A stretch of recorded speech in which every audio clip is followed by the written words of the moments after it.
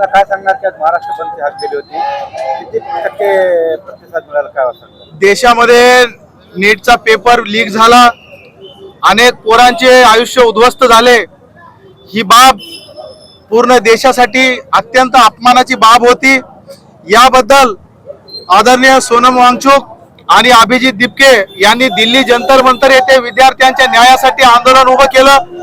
त्या आंदोलनाला पाठिंबा म्हणून देशभरातून विद्यार्थी त्या ठिकाणी पोहोचले, परंतु दिल्ली पोलिसांनी विद्यार्थ्यांना अक्षरशः ढोरासारखं बडवून काढलं।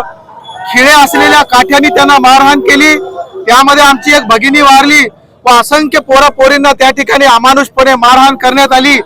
सदरची बाब लक्षात घेऊन श्रद्धेय बाळासाहेब आंबेडकर यांनी 23 जुलै रोजी महाराष्ट्र बंदची हाक दिली होती। त्या बाळासाहेब आंबेडकरांच्या हाकेला साथ देत नांदेड जिल्ह्यातील तमाम पक्ष संघटना, सर्व जाती धर्म पंथाचे लोक आजच्या या बंद मध्ये सहभागी झाले। मला वाटते आजचा हा बंद 100% यशस्वी झालेला आहे। नांदेड जिल्ह्याचे कर्तव्यदक्ष पोलीस अधीक्षक माननीय अविनाश निलाप साहेब, नवीन आले निलाप साहेब आणि सर्वच कर्मचारी पोलिसांचे यांनी पण मोर्चाला व्यवस्थित मार्गदर्शन केलं।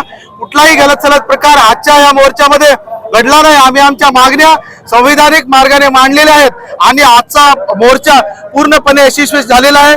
या यशस्वी मोर्चाचं सर्व श्रेय श्रद्धेय बाळासाहेब आंबेडकर यांना जाते।